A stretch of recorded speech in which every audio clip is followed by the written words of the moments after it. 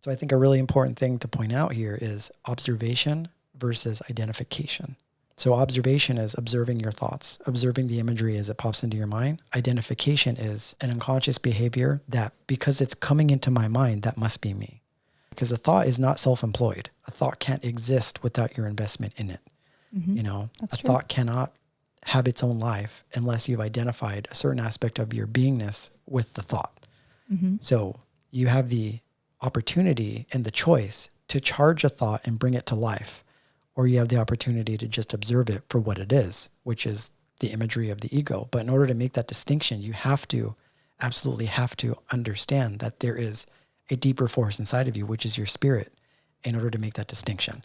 And that's the thing that we talked about before. There aren't a whole lot of people that realize that there's something other than thought. There's something that other than the ego that functions inside of your body.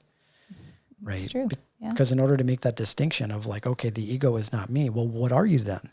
The observer of ego is spirit. So that's the one thing you need to get really clear on, which is that there are essentially kind of two forces of you working most of the time, which is your spiritual aspect of yourself and your ego.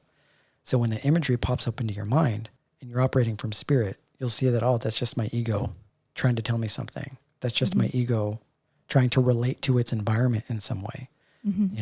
That's my ego trying to let me know that there's maybe a potential threat in my environment, or it's maybe my ego just trying to show me imagery that somehow relates to a certain situation that I'm in. And if you can see it from that perspective, then you'll stop falling victim to being hypnotized by the shit that it shows you on a regular everyday basis, Yeah. And becoming obsessed and enchanted with it and kind of replaying it and experiencing those negative emotions over and over. Yeah. Because ego is addicted to emotional stimulation. Yeah. Whatever is in your environment that has the ability to generate some sort of thought, it's going to do it.